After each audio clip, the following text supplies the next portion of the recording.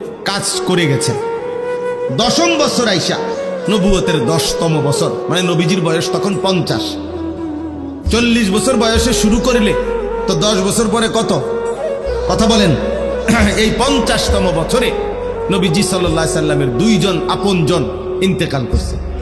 একজন হলো চাচা আবু তালেব, আরেকজন হলো নবীজির স্ত্রী আম্মা জান খাদিজা রাদিয়াল্লাহু তাআলা আনহা। এই 2 জনের ইন্তেকালের পরে নবী সাল্লাল্লাহু আলাইহি ওয়াসাল্লামের উপর মক্কার কুরাইশ কাফেরদের জুলুম, নির্যাতন, অত্যাচার আগের চাইতে 10 গুণ বেড়ে গেছে। এইবার আল্লাহর নবী সাল্লাল্লাহু আলাইহি সাল্লাম 11তম বছর, নবীজির বয়স তখন 51। এই 11তম বছরের শেষে আল্লাহর নবী সাল্লাল্লাহু আলাইহি সাল্লাম পার্শ্ববর্তী তায়েফ, এই তায়েফে গেছেন নবীজির পালক পুত্র যায়েদ ইবনে হারিসা রাদিয়াল্লাহু তাআলা আনহুকে সাথে নিয়ে তায়েফে গেছেন কালেমার দাওয়াত দিতে। এখানে বেশি কষ্ট হচ্ছে, বেশি বিরোধিতা করতেছে, এই জন্য ভাবলেন তায়েফে গিয়ে দেখি। তায়েফে আল্লাহর নবী সাল্লাল্লাহু আলাইহি সাল্লাম লম্বা সময় কালেমার দাওয়াত দিয়েছেন, কিন্তু বিনিময়ে একটি লোকও তায়েফের কালেমা গ্রহণ করেনি, বরং প্রত্যেকে দূর দূর করে নবী সাল্লাল্লাহু আলাইহি সাল্লামকে তাড়ায় দিয়েছে। নাউযুবিল্লাহ। শেষ পর্যন্ত তায়েফের সর্দাররা তাদের বাচ্চা কাচ্চাদেরকে লাগায় দিছে। নাউযুবিল্লাহ। এই লোকটা পাগল, যত পারো পাথর মেরে তারে আমাদের তায়েফের সীমানা থেকে বের করে দিই। ছেলেরা অঝরে পাথর মারছে। পাথর মারতে মারতে আল্লাহর নবী সাল্লাল্লাহু আলাইহি সাল্লাম পাথরের আঘাতে রক্তাক্ত হয়ে তায়েফের ময়দান থেকে বের হয়ে গেছেন। তায়েফের সীমানা থেকে যখন বের হইছে, এত বেশি পাথরের আঘাত, আল্লাহর কসম বাফ, আল্লাহর নবী সাল্লাল্লাহু আলাইহি সাল্লাম হযরত যায়েদ বলেন, নবীজির পবিত্র জুতা মুবারক এবং পায়ের তালু রক্তে জমাট বাইদা এভাবে আটকায় গেছে যে আমি জুতা খুলতে পারতেছি না। হযরত যায়েদ বলেন, আমি আমার শরীরের মধ্যে নবীকে জড়ায়া ধইরা নবীজির রক্ত মুবারক আমার গায়ে মাখতে লাগলাম, আর আমি চোখের পানি ফেলতেছিলাম যে ইয়া রাসূলুল্লাহ, ওই জাতির কি হবে যে জাতি তাদের নবীকে এইভাবে রক্ত ঝরিয়েছে, এইভাবে রক্ত ঝরিয়েছে। আল্লাহ নবী সাল্লাল্লাহু আলাইহি সাল্লাম এই রক্ত মাখা দেহ নিয়ে তায়েফের সীমানা থেকে বের হয়ে নাখলা একটি জায়গায় একটি খেজুর এবং আঙ্গুরের বাগানে আশ্রয় নিছে। এইখানে আশ্রয় নিয়া আল্লাহ নবী সাল্লাল্লাহু আলাইহি ওয়াসাল্লাম যখন রক্ত মাখা এই দেহ নিয়ে বসছেন, তখন নবী সাল্লাল্লাহু আলাইহি সাল্লাম রাত্রি গভীরে ওই দিন এই রক্তাক্ত দেহ শরীর নিয়া রাত্রিবেলা খুব কাঁদছেন নবীজি। কিতাবের মধ্যে আছে কাঁদতে কাঁদতে নবী আল্লাহ তাআলার কাছে দোয়া করছেন, লম্বা একটা দোয়া করছেন। অনেক বড় দোয়া আছে হাদিসের কিতাবে। এই দোয়ার মধ্যে একটা কথা আছে, আল্লাহ নবী সাল্লাল্লাহু আলাইহি সাল্লাম চোখের পানি ফেলতে ফেলতে মনের আবেগে আল্লাহ পাককে বললেন, ইলা মান তাকিলনি, আয় মাওলা, কার কাছে আমারে পাঠাইলেন, কার কাছে পাঠাইলেন? এ কেমন উম্মতের কাছে পাঠাইলেন যে তাদের নবীকে এইভাবে পাথর মারে? আমি তাদেরকে আপনার দিকে ডাকলাম আর তারা আমার এইভাবে পাথর মারলো, এইভাবে পাথর মারলো। আল্লাহ নবী সাল্লাল্লাহু আলাইহি সাল্লাম বললেন, মাওলা, আমারে কি কোনো অপরিচিত লোকদের কাছে পাঠাইলেন? আমার উম্মতের কাছে না, নাকি অন্যের কাছে পাঠাইলেন? আবার বললেন, মাওলা, আমারে কি কোনো দুশমনের কাছে পাঠাইলেন, যাদের উপরে আমার কোনো ক্ষমতাই কার্যকর হলো না, আমার কোনো কথাই প্রভাব ফেললো না? এরকম অনেক কথা বলছেন নবীজি, লম্বা মনের আবেগ এগুলো বলছে। মজার একটা কথা শুনেন, আমার এটা বলার উদ্দেশ্য হলো শিক্ষণীয় একটা বিষয় আমাদের জন্য, যে এই কথাগুলো বলে, ওই যে আমি একটা কথা বলছি যে আমরা বলেই যাব, আল্লাহর কথা বলেই যাব, আমরা বিদআতের বিরুদ্ধে বলেই যাব, আমরা গুমরাহির বিরুদ্ধে বলেই যাব। এই যে একটা কথা আছে, এইখানে নবীজি একটা কথা বলছে রাত্রি গভীরে, মাওলা, আমি আপনার কাছে আমার মনের আবেগে এগুলো বললাম, তবে আমার একটা কথা মাওলা, আপনার কাছে আমি শুধু এতটুকু আবদার করি, ইনলাম তাকুন আলাইয়া গাদাবুন ফালা উবালি। এই কথাইটা নবী বলছে, আয় মাওলা, শুধু এতটুকু বলেন যে আপনি আমার উপরে নারাজ হন নাই, আপনি আমার উপরে রাগ করেন নাই। যদি বলেন আপনি নারাজ না, ফালা উবালি, অতএব আমি আর কোনো কিছুতে পরোয়া করি না। এবার আমার পক্ষে কে বিপক্ষে কে, গ্রহণ করলো কয়জন, বিরোধিতা করলো কয়জন, পাথর মারলো কয়জন, আদর করলো কয়জন, এটা আর আমার দেখার বিষয় না। আমার দেখার বিষয় হলো আপনি অসন্তুষ্ট কিনা। যদি বলেন আপনি অসন্তুষ্ট না, ফালা উবালি, আমি আর কোনো পরোয়া করব না। আপনি খুশি, আমার চলবে, আপনি রাজি থাকলেই চলবে। আল্লাহ তাআলা গ্রহণ করা এটা বড় বিষয়। করলাম তো অনেক কিছু, বানাইলাম তো অনেক কিছু, কিন্তু মহান আল্লাহ পাক রব্বুল আলামিন গ্রহণ করলেন না, কবুল করলেন না, তত লাভ হলো না।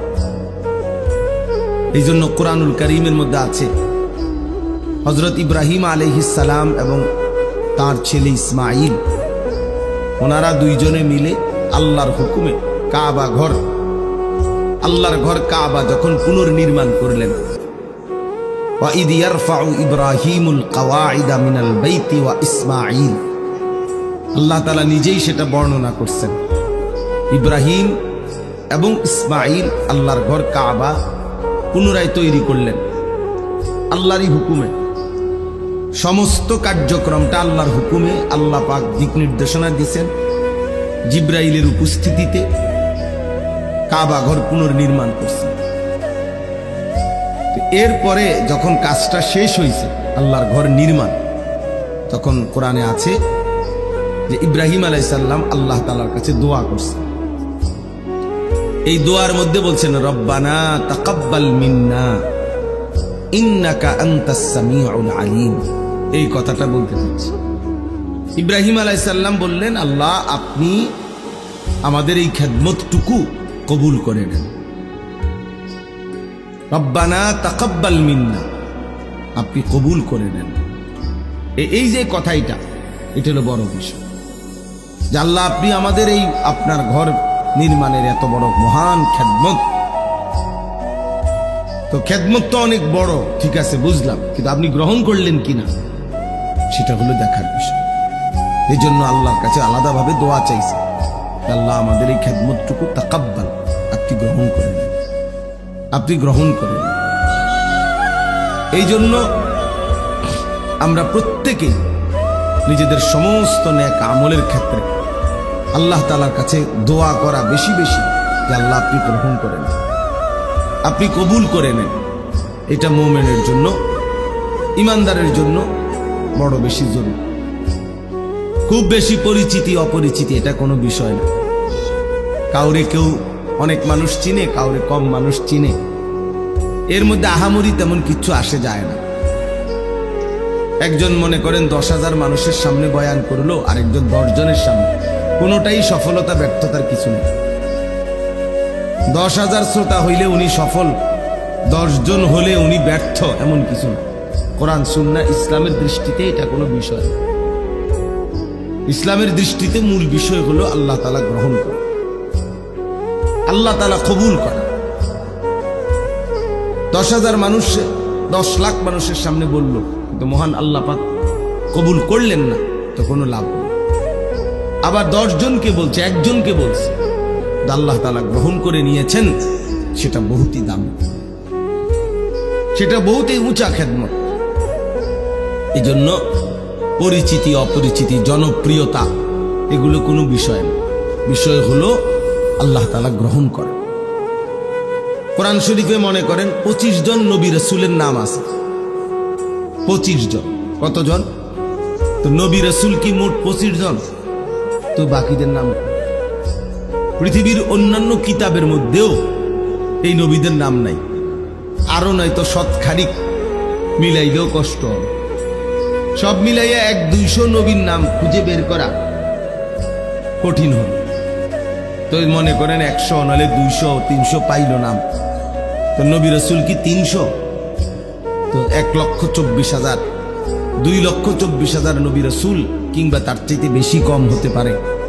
তো এই লক্ষের চাইতে বেশি নবী এবং রাসূলের নাম পৃথিবীর কারো কাছে জানা নাই, কোনো কিতাবে নাই, উল্লেখ নাই। তো ওনারা ব্যর্থ, কি বলে? এটা আমি বুঝাইতে চাই, এটা কোনো বিষয় না।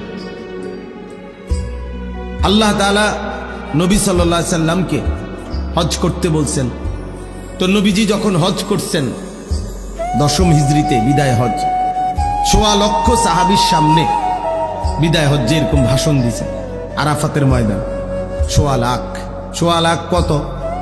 ১,২৫,০০০। তো পৃথিবীর কোন কিতাবে ১০,০০০ সাহাবীর নামও নাই, ৫,০০০ সাহাবীর নামও নাই।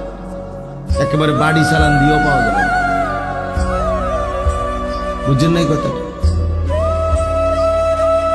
পাওয়া যাবে না। তাইলে অল্প কিছু সাহাবীর নামই আছে কিতাবের মধ্যে, তাহলে এই লক্ষের চাইতে বেশি সাহাবী যাদের নাম পৃথিবীর কোনো কিতাবে নাই, কেউ জানে না, তো ওনারা সবাই ব্যর্থ, এই কথাটা বুঝতেছে। এই জন্য আমাদের জীবনের কর্তব্য হলো আমরা এই কথা দিল থেকে ভাবা যে আল্লাহ গ্রহণ করা, আল্লাহ গ্রহণ করা, আল্লাহ গ্রহণ করা। আল্লাহ তাআলা যেন নারাজ না হয়, আল্লাহ যেন সন্তুষ্ট হয়, এটা বড় বিষয়। কোরআনুল কারীমের মধ্যে আছে, আল্লাহ তাআলা বলেন ফারিদওয়ানুম মিনাল্লাহি আকবার। ভাই যে কোনো লোক ঢুকতে যদি সবাই তাকায়, আপনারা যারা দেখতেছেন, তো এটা তো আপনি শেষ হইতো না। মনে করেন একজন একজন করে লোক ঢুকবো, আপনি চাইয়া থাকবেন, তো তাইলে লাভ হইল কি? তো একবারে রাস্তার দিয়ে দেখেন, যারা এখান থেকে কষ্ট করে দেখতে রাস্তা, ওই লোকগুলা, আপনাদের তো কষ্ট হচ্ছে, আপনারা কষ্ট করে উঠে রোডে গিয়া চান কেডা কেডা, তাহলে ভালো বুঝবে।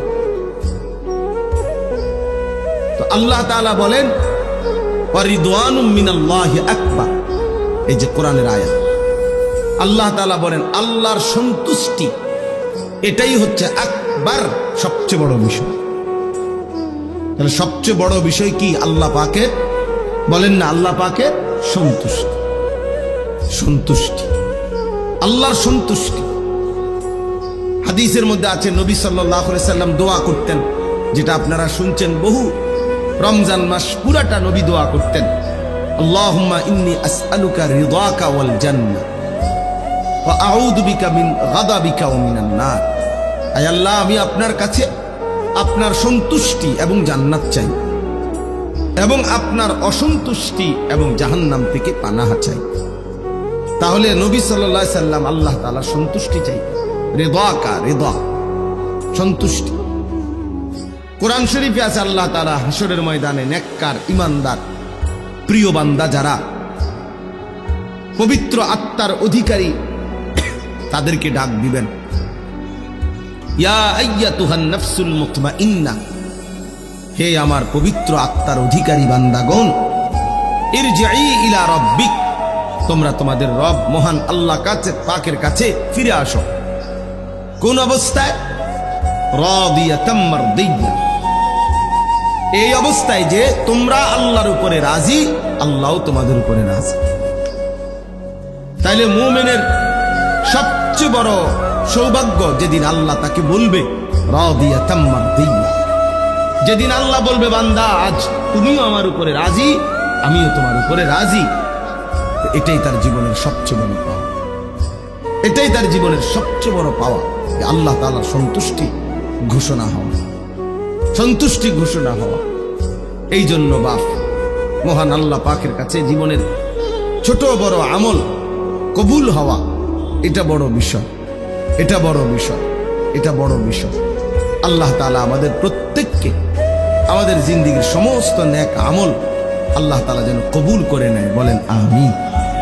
এই নামাজ পড়েন, রোজা রাখেন, দান সাদকা করেন, জিকির করেন, তিলাওয়াত করেন, আল্লাহর কথা বলেন, শুনেন, এই সব কিছুর মধ্যে মূল মাকসাদ আল্লাহ যেন গ্রহণ করে।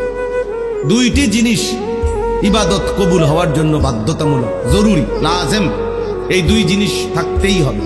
এক নাম্বার হলো আমলটি কোরআন সুন্নাহর আলোকে বিশুদ্ধ হওয়া।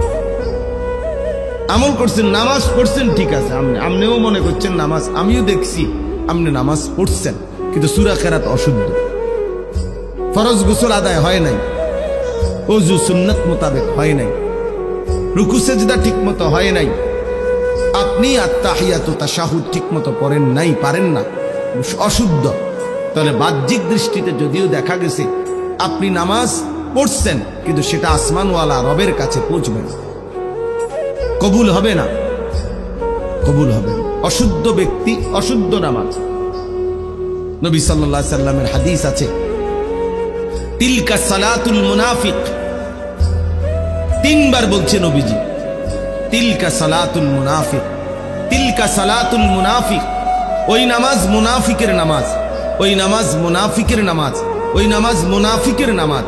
কামা ফানাক্কারা আরবাআন লা ইয়াযকুরুনাল্লাহা ইল্লা কালিলা। যে ব্যক্তি দাঁড়াইলো আর 4 রাকাত নামাজ পড়লো, কেমন দাঁড়াইলো আর 4টা ঠোকর মারলো, ভালোভাবে আল্লাহর জিকির গুলো, নামাজের তসবিহাত গুলো আদায় করলো না। আল্লাহ রসুল বলছে, কসম, হাদিস এটা, যে নবীজি বলছে এটা মুনাফিকের নামাজ, মুনাফিকের নামাজ, মুনাফিকের নামাজ। তাহলে আপনি না ভাবলেন আপনি নামাজ পড়ছেন, কিন্তু শুদ্ধ তো হলো না, শুদ্ধ তো হলো না, এটা মুনাফিকের নামাজ হলো। হাদিসের মধ্যে আছে এটা, আল্লাহ নবী, আল্লাহ পাক কোরআনে বলছে মুনাফিকের চিহ্ন, হাদিসেও আছে, কোরআনেও আছে। কোরআন শরীফে আল্লাহ তাআলা বলেন মুনাফিকের প্রথম চিহ্ন কি, কোরআনে আল্লাহ উল্লেখ করছেন, ওয়া ইযা কামু ইলাস সালাতি কামু কুসালা। মুনাফিকের প্রথম চিহ্ন, মুনাফিক তারা যারা নামাজ আদায় যখন করে অলস ভাবে।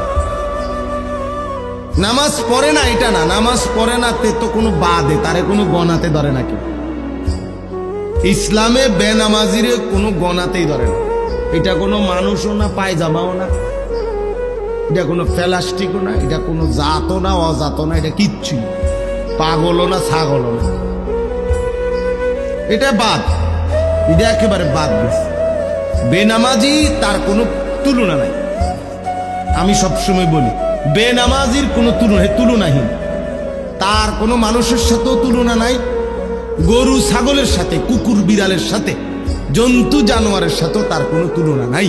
কারণ তারে যদি মানুষের সাথে তুলনা দেয় হবে না, কারণ মানুষকে আল্লাহ বানাইছে ইবাদতের জন্য, তো সে যেহেতু ইবাদত করে না তো সে মানুষ না। তারে জানোয়ারের সাথেও তুলনা দেওয়া যাবে না, কারণ জানোয়ার প্রতিবাদ করে বলবে আল্লাহ আমার সাথে তারে তুলনা দিল কেন, আমারে তো আপনি সেজদা দিতে বলেন নাই, এই জন্য আমি কুকুর সেজদা দেই নাই, কিন্তু ওরে তো আপনি সেজদা দিতে বলছেন তবুও সে দিচ্ছে না, তো আমার লগে তার বলল কেন? কথা বলেন নাই? কুত্তারে তো সেজদা দিতে কয় নাই, গরুরে তো বলে নাই। তাইলে বেনামাজি মানুষের লগেও তার তুলনা হয় না, ছাগলের লগেও তার তুলনা হয় না, কুকুর বিড়ালের সাথেও তার তুলনা হয় না, তার কোনো তুলনা নাই, হে তুলনাহীন। হে কি বলে, হেরে জিঙ্গান, তুই কি তা তুই কর, আমি কি লেগে কর, আমি টোয়া পাই না, তোমার কি করবো? তোমার কি প্লাস্টিক করলে ভালো হয়, না পলিথিন করলে ভালো হয়, না হাফ প্যান্ট, না ফুল প্যান্ট, আমি এটা পাই না, না পাইলে আমি করতে পারবো। আপনি কি আমার জোর করে কয়বেন? আমি তো জানি না। এই জন্য বেনামাজির কোনো পরিচয়ই নাই। তো নামাজ পড়ে কিন্তু অলস ভাবে, খামখেয়ালি করে, আল্লাহ বলছে এটা মুনাফিক, এটা মুনাফিক। তাহলে চিন্তা করে দেখেন, চিন্তা করে দেখেন। তাহলে এই জন্য বললাম, কোরআন শরীফ আছে ফাখালাফা মিন বাদিহিম খালফুন আদাউস সালাহ ওয়াত্তাবাউশ শাহাওয়াত ফাসাউফা ইয়ালকাউনা গাইয়া। আল্লাহ বলেন একদল উত্তরসূরি হবে যুগে যুগে নিকৃষ্ট, একদল প্রজন্ম হবে যুগে যুগে নিকৃষ্ট প্রজন্ম। প্রত্যেক যুগে কিছু জেনারেশন এমন হবে যারা নিকৃষ্ট জেনারেশন। তারা কারা? যাদের দুইটা অভ্যাস, এক আদাউস সালাহ, তারা প্রতিনিয়ত তাদের নামাজকে নষ্ট করে দেয়। এখানেও নামাজ পড়ে না এটা না, তাফসীরে মাআরিফুল কোরআন এটার ব্যাখ্যা আছে। নামাজের যত হুকুম আহকাম এগুলো যথাযথভাবে আদায় করে না, আদায় করে না, এটাকেই বলে নামাজকে নষ্ট করে দেয়। ওয়াত্তাবাউশ শাহাওয়াত, এবং নিজের মনের ইচ্ছা মতো, চাহিদা মতো চলে, নিজের মনে যা চায়, শাহওয়াত, মনের কামনা বাসনা, মনের ইচ্ছা আকাঙ্ক্ষাকেই শুধু অনুসরণ করে।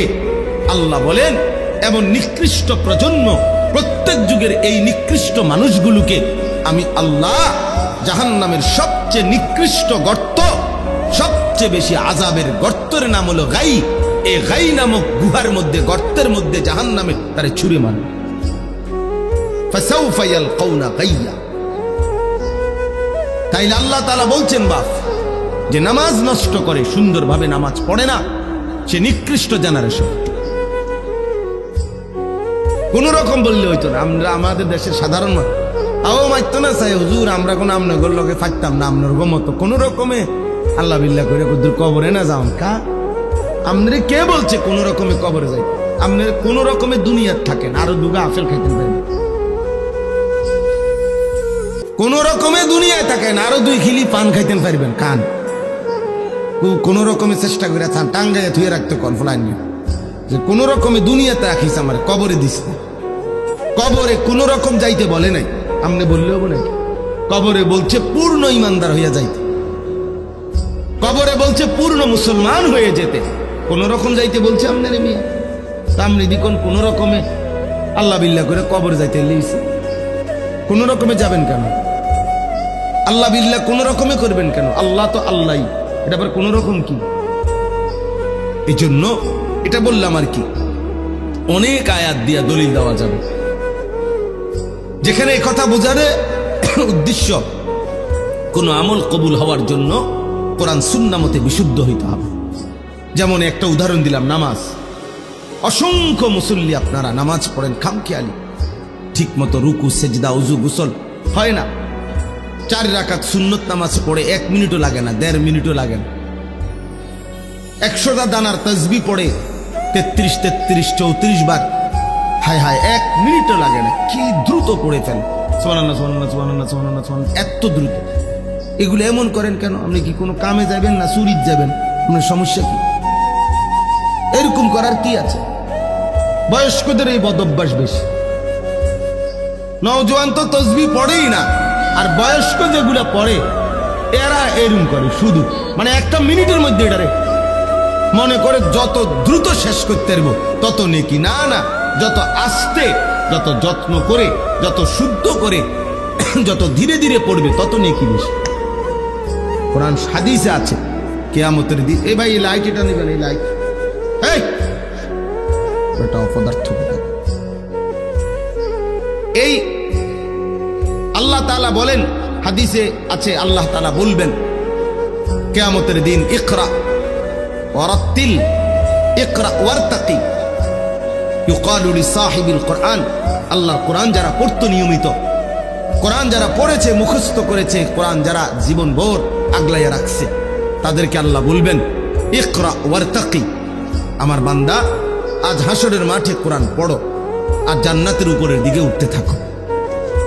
তবে ওয়ারাত্তিল কামা কুনতা তুরাত্তিলু ফিদ দুনিয়া, এভাবে পড়ো ধীরে ধীরে, তার তিলের সাথে, যেভাবে তুমি দুনিয়াতে আস্তে আস্তে ধীরে ধীরে সুন্দর করে পড়েছিলে আমারে খুশি করার জন্য, আজ এভাবে পড়ো। তো হাসরের ময়দানে আল্লাহ চাইবেন কোরআন আস্তে পড়ো, যত্ন করে পড়ো, তার তিলের সাথে পড়ো। আপনি ধীরে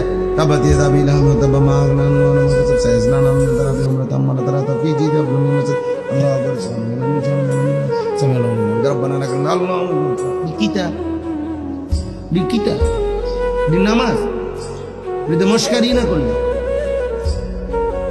এগুলো মস্কারি না করলেন, এরকম নামাজ আপনার কে বললো? এটা আল্লাহ তাআলা তো বলছে এটা মুনাফিকের নামাজ, নবী তো বলছে এটা মুনাফিকের নামাজ, আল্লাহ তো বলছে আরে জাহান্নামে ছুঁড়ে মারবো। এই জন্য বাপ 1 নাম্বার হলো শুদ্ধ হওয়া, শুদ্ধ হওয়া, বিশুদ্ধ হওয়া, বিশুদ্ধ হওয়া এটা জরুরি, বিশুদ্ধ হওয়া জরুরি। 2 নাম্বার হলো, এই কথাটা বলেই শেষ করছিলাম, এটা এই প্রসঙ্গটা, যে আল্লাহর কাছে কবুল হওয়ার জন্য 2 জিনিস জরুরি। 1 কি হওয়া? বিশুদ্ধ হওয়া। বলেন তো কি হওয়া? আবার বলে, কিসের আলোকে বিশুদ্ধ হবে? কোরআন সুন্নাহর আলোকে। কিসের আলোকে? হ্যাঁ, কোরআন সুন্নাহর আলোকে বিশুদ্ধ। আমার তো বড় সুন্দর লাগে না, আমনের তো সুন্দর লাগলে হইতো না, আমনের তো সুন্দর, অসুবিধা কি? না অসুবিধা আছে, কোরআন সুন্নাহর আলোকে হইতে হবে। আমনের থেকে সুন্দর লাগলে হবে না, আপনার থেকে সুন্দর লাগলে হবে না। রাসূলুল্লাহ সাল্লাল্লাহু আলাইহি ওয়াসাল্লামের সুন্নাহ এটার মাধ্যমে হইতে হবে। আচ্ছা, তো 2 নাম্বার হলো যেটা বলতেছিলাম, প্রত্যেকটি আমল আল্লাহর কাছে কবুল হওয়ার জন্য দ্বিতীয়টা শর্ত হইল বাধ্যতামূলক আল্লাহর জন্য হও, ইখলাস আল্লাহর জন্য হইতে হবে। আমল শুদ্ধ ঠিক আছে, কোরআন শরীফ পড়াও সুন্দর ঠিক আছে, কিন্তু মানুষকে দেখানোর জন্য, লোক দেখানো, মানুষকে খুশি করাই মাকসাদ, টাকা রোজগার করাই মাকসাদ, দুনিয়া কামাই করাই মাকসাদ। আল্লাহ আমারও মাফ করেন। তো এটা ইখলাস হইল না, আল্লাহর জন্য হইল না, আল্লাহর জন্য হইতে হবে। ইন্না সালাতি ওয়া নুসুকি ওয়া মাহইয়ায়া ওয়া মামাতি লিল্লাহি রাব্বিল আলামিন। নিশ্চয়ই আমার নামাজ, আমার সমস্ত ইবাদত, আমার জীবন, আমার মরণ শুধুই মহান আল্লাহ পাক রব্বুল আলামিনের জন্য। লিল্লাহ, কার জন্য? লিল্লাহ, আল্লাহর জন্য, আল্লাহর জন্য। ওয়ালিল্লাহি আলান নাসি হিজ্জুল বাইত মান ইসতাতা ইলাইহি সাবিলা। আল্লাহ নিজে বলছে তোমাদের সামর্থ্যবানদের উপরে আল্লাহর ঘরের হজ আল্লাহর জন্য ফরজ করা হলো, এই আল্লাহর জন্য। কার জন্য? ওয়ালিল্লাহি, ওয়ালিল্লাহি, আল্লাহর জন্য। নবীজি বলছে মান আহাব্বা লিল্লাহ ওয়া আবগাদা লিল্লাহ ওয়া আ'তা লিল্লাহ ওয়া মানাআ লিল্লাহ। যে আল্লাহর জন্য কাউকে ভালোবাসলো, যে আল্লাহর জন্য কারো বিরোধিতা করলো, যে আল্লাহর জন্য কাউকে কিছু দান করলো, যে আল্লাহর জন্য কাউকে কিছু দিল না গুনার কাজে, যে আমার আল্লাহ নারাজ হবে, আমি এই গুনাহের কাজে তোমাকে দেব না। আল্লাহ রাসূল বলেন এই যে আল্লাহর জন্য করলো, লিল্লাহ লিল্লাহ লিল্লাহ, চারবার বলছে নবী শব্দটা। মান আহাব্বা লিল্লাহ ওয়া আবগাদা লিল্লাহ ওয়া আ'তা লিল্লাহ ওয়া মানাআ লিল্লাহ, আল্লাহর জন্য। লিল্লাহ মানে কি?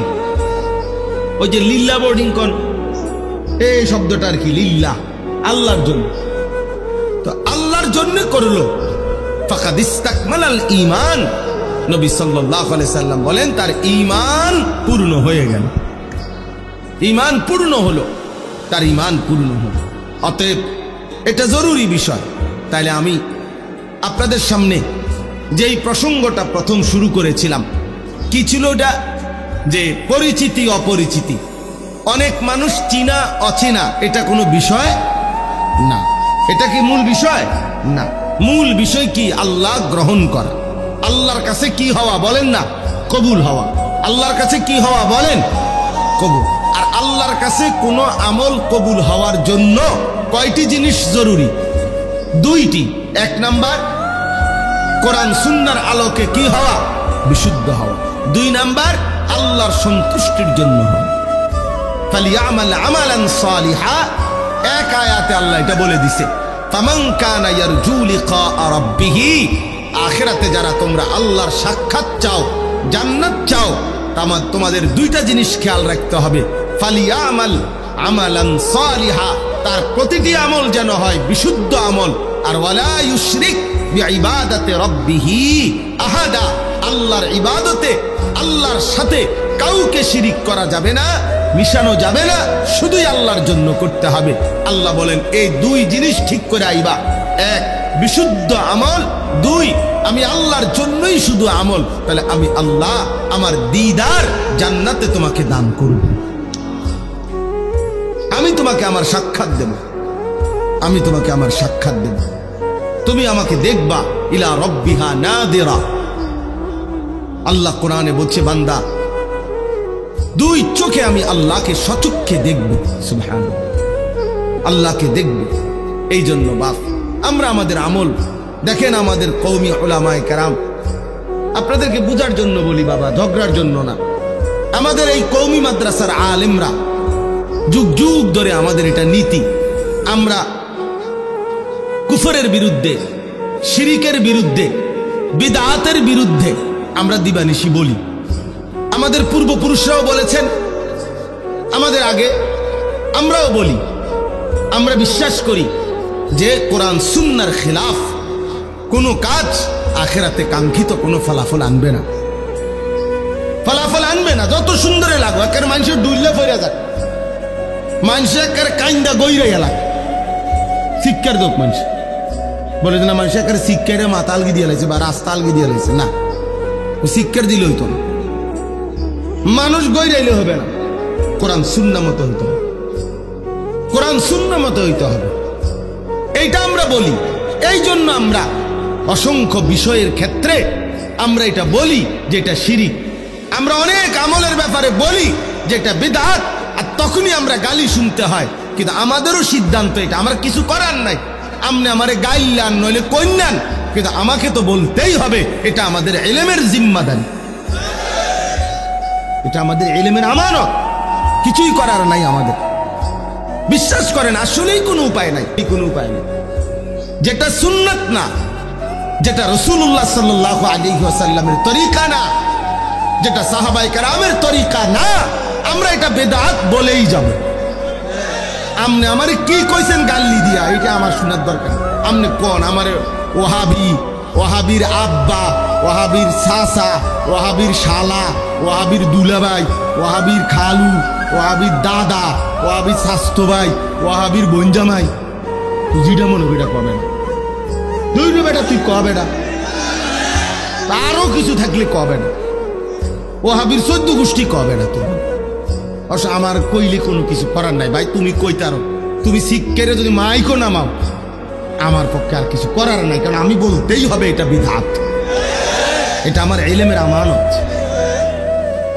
এটা আমার ইলমের আমানত। আমাকে কোনো উপায় নাই স্যার। হুজুর যে যেটা করে মাইতেন না, যে যেমনে চলে চলতে দেন, ফেতনা করেন না। আমি অনেক জায়গায় বলছি, মিয়া যে যেমনি যেটা করে তার কাউরে কিছু না বলা, এটাই তো মূল ফেতনা। ফেতনাই তো এইটা বেটা। ও কাউরে কিছু কইতো না, যে যেমনি যেটা করে। তো যে যেমনি যেটা করলে কোরআন শরীফের আর দরকার কি, রাসূলের আর দরকার কি, কোরআন সুন্নাহর আর দরকার কি? যে যেটা করে এটাই করুক। তাহলে কথা বুঝেন নাই কথা? হ্যাঁ, যে যেটা কেউ পাঞ্জাবি এমনি গাও ফরবো, কেউ উল্টাইয়া ফরবো, তো অসুবিধা কি? কেউ গেঞ্জি মাথা দিয়ে লাগবে, অসুবিধা কি? যে যেটা করে আমার সমস্যা কি? এটা বুঝি কোনো কথা হইলো? যে যেটা করুক, চলতে দেন, ফেতনা করেন, এটা মনি ফেতনা। আমি এক জায়গায় বিয়ে পড়াইতে গেছি, আমার পরিচিত জন বেটা, আমি বললাম এভাবে সুন্নাত তরিকার বিয়া, হেইতে স্যুট পরা, টাই পরা, কোট পরা। হে কয় হুজুর এখন এই সমস্ত বিষয় নতুন করে বলিয়া ঝামেলা করতেন যাইয়েন না, যেটা চলতেছে এভাবে চলতে দেন। পরে আমি বললাম দেখেন, এটা তো অবশ্যই যুক্তিসঙ্গত কথা, যেহেতু আমারটা এখন ঝামেলা লাগতেছে আপনার কাছে, মেহেরবানি করে বিয়েটা আমনে পড়াইলেই ভালো হয়। আমি আলহামদুলিল্লাহ ভাত খাইছি, ভাতের বুঝ হইয়া গেছে আমার। হ্যাঁ, আমি ওই সময় খানা খাইয়া লাইছি, আর কি আল্লাহ দয়া করছে আমি ভাত খাইয়া লাইছি। তাই বলে আমার খানার বুঝ হইছে ভাই, আমার কোনো আপত্তি নাই, আমিও ঝামেলা করতে চাই না। আমি তোরে যাই, আমনে কম, আমরা কি আর এটা পারিনি। তা আমি বললাম, আপনি পণ্ডিতি করলেন কি বিষয়ের উপরে? আপনি চিনছেন না মানুষ? হ্যাঁ, পাগলামি সব জায়গায়, এখানে চালাকি সব জায়গায় মাতবরি করতে নাইছেন। তাহলে সে কিছুই জানো না, তুমি মূর্খ বেটা। তুমি বলতে আসো যেটা চলতে সেটা চলতে দেন, তো এটা নি ঠিক নাকি কোরআন সুন্নাহ পেশ করা এটা সঠিক? এই জন্য এটা জরুরি বিষয়। আমরা উলামায়ে দেওবন্দ আমাদের ইলমের আমানত মনে করি। আমাদের পূর্বপুরুষরাও অসংখ্য মানুষের যতজন যতভাবে বিরোধিতা করছে, আমাদের আসলাফ ও আকাবির কোনদিন পরোয়া করে নাই। নতুন আমাদের বর্তমান উলামা, ওনারাও পরোয়া করে না। আগামী তো আমাদের সন্তানরা ইনশাআল্লাহ অন্যায়ের বিরুদ্ধে, কুফরের বিরুদ্ধে, শিরকের বিরুদ্ধে, বিদআতের বিরুদ্ধে আমরা বলেই যাব, বলেই যাব, বলেই যাব, বলেই যাব ইনশাআল্লাহ। ঘরের শত্রু যদি, ঘরের কেউ যদি দুশ্মনী করে, ইসলাম বিরোধী করে, আমরা তার বিরুদ্ধেও বলি, বাইরের কেউ করলেও তার বিরুদ্ধে বলি। আমরা এজন্য আমরা কাউকে, উলামায়ে দেওবন্দ কোন ভ্রান্ত, কোন গোমরাহকে ছাড়ে না। এটা উলামায়ে দেওবন্দের আজীবনের রক্তে মেশা বৈশিষ্ট্য। এই জন্য আমরা সাদ নামের ওই ভণ্ডকেও ছাড়ি নাই। আমরা, সে আমাদের কওমি মাদ্রাসার লেবাস ধরে, দেওবন্দি পোশাকের লেবাস ধরে, দেওবন্দি ধারার মধ্যে উলামায়ে কেরাম থেকে বিচ্ছিন্ন করার জন্য গোমরা, এই গোমরা ব্যক্তিটা সাদ নামের দিল্লির এই গোমরা ভ্রান্ত ব্যক্তিটা তার কিছু অনুসারী দিয়ে উম্মতের মধ্যে বিভ্রান্তি ছড়াচ্ছে, আলেমদের থেকে উম্মতকে বিচ্যুত করার চেষ্টা করছে। আলহামদুলিল্লাহ উলামায়ে দেওবন্দের ইলমের আমানত এটা, ঐতিহ্য এটা, আমরা তার বিরুদ্ধে প্রতিবাদের সাথে বলেই যাচ্ছি, বলেই যাব ইনশাআল্লাহ। এটা আমরা বলবোই। সাদ ভণ্ড, সাদ ভণ্ড, সে উম্মতকে ধোঁকা দিচ্ছে, জাতিকে ধোঁকা দিচ্ছে। অতএব এটা আমাদের আমানত, আমরা এছাড়া আমাদের কোনো বিকল্প সুরত নাই। ইয়ানফুনা আনহু তাহরিফাল গালিন ওয়া ইনতিহালাল মুবতিলিন ওয়া তা'ওয়িলাল জাহিলিন। রাসূল তিনটা দায়িত্ব দিয়ে গেছেন নবী সাল্লাল্লাহু আলাইহি ওয়াসাল্লাম। উসওয়াতুন হাসানা, এখান থেকে তোমরা আদর্শ নাও, এখান থেকে জীবনের পাথেয় নাও, তোমাদের জীবন চলার জন্য দিক নির্দেশনা নাও। এটা হলো আমাদের মূল বিষয়, এটা হলো আমাদের মূল বিষয়। আল্লাহ নবী সাল্লাল্লাহু আলাইহি সাল্লামের প্রতিটা নড়াচড়া আমাদের জন্য সবক। সবক কিনা বলেন না? ওই গ্লাসটা দেন। নবী সাল্লাল্লাহু আলাইহি সাল্লাম এরকম গ্লাসে যখন পানি পান করতেন তো 3 ঢুকে মানে 3 নিঃশ্বাসে পানি পান করতেন। প্রতিটা নিঃশ্বাস তিনি এই গ্লাসের ভিতরে ফেলতেন না, বাহিরে নিঃশ্বাস ফেলতেন। লা ইয়াতানাফাসু ফিল ইনা, নবীজি পাত্রে গ্লাসে নিঃশ্বাস ফেলতেন না। আচ্ছা তাহলে এখন আমি কি বুঝলাম? আমি বুঝলাম এটা যে নিঃশ্বাসটা আমি কেমনে ফেলমু এইটা পর্যন্ত আমার রাসূলের সুন্নাত, এখানে পর্যন্ত আমার নবীর অনুসরণ আমার জন্য সুন্নাত, আমার জন্য দরকার। এই জন্য এই ছোট্ট বিষয় একেবারে নিঃশ্বাসটা পর্যন্ত জীবনের সবকিছু থেকে আল্লাহ নবীর থেকে নিদর্শন নেওয়া, দিক নির্দেশনা নেওয়া, এটা আমাদের দায়িত্ব। তাহলে এই মেরাজের এই ঘটনা আমি তো এক কথায় বললাম, ছোট্ট কথা, আপনারাও শুনছেন, আপনারা জানেনও, কিন্তু আমাদের জন্য শিক্ষা কি, আমরা কি নিলাম? অনেক কথা, আমি শুধু মোটা দাগের 2টা কথা বলতে চাই। 1 নাম্বার কথা হলো আল্লাহ তাআলা নবী সাল্লাল্লাহু আলাইহি সাল্লামকে যেই প্রেক্ষাপটে মেরাজে নিছেন ওই কথাটা বুঝাটা হলো এই, আমাদের প্রিয় নবী সাল্লাল্লাহু আলাইহি সাল্লাম কেন আল্লাহ ওনাকে মেরাজে নিলেন, এত মর্যাদা কেন দিলেন? আমাদের নবী সাল্লাল্লাহু আলাইহি সাল্লাম 40 বছর বয়সে যখন ইসলামের দাওয়াত শুরু করলেন, এই সেদিন থেকে বিরোধিতা শুরু হয়েছে। প্রথম দিনেই কি করছে? বিরোধিতা করছে। আবু লাহাব নবীজিকে মন্দ বলছে, এই বিরোধিতার সূচনাকারী।